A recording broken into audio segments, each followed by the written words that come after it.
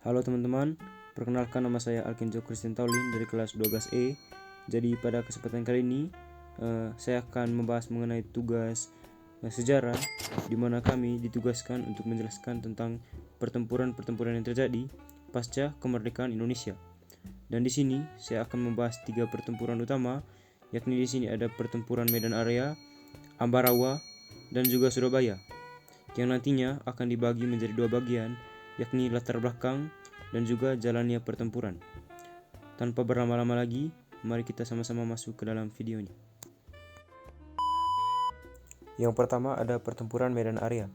Jadi, pertempuran ini terjadi dalam konteks perjuangan mempertahankan kemerdekaan Indonesia pasca proklamasi kemerdekaan pada 17 Agustus 1945. Jadi, Belanda yang sebelumnya dijajah Jepang berusaha untuk mengambil kembali kekuasaannya di Indonesia. Jadi pada tanggal 9 Oktober 1945, pasukan sekutu atau Inggris di bawah pimpinan Brigadir Jenderal T.D. Kelly mendarat di Medan. Kedatangan mereka diikuti oleh pasukan Belanda yang tergabung dalam NICA yang bertujuan untuk mengambil alih pemerintahan di Indonesia.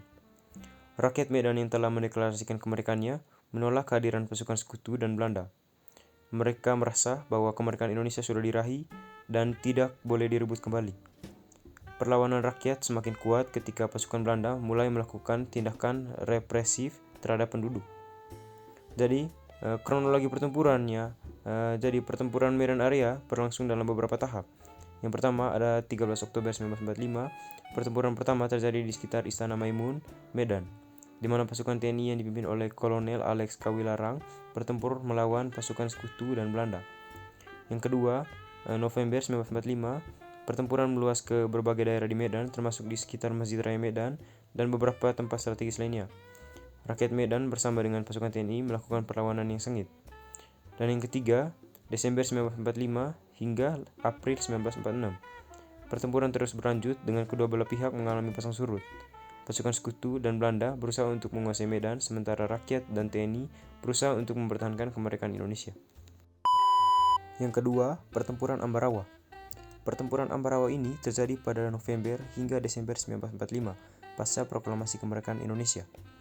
Pasukan sekutu atau Inggris yang datang untuk melucuti senjata Jepang malah mempersenjatai kembali tawanan perang Belanda, di mana hal ini memicu kemarahan rakyat Indonesia.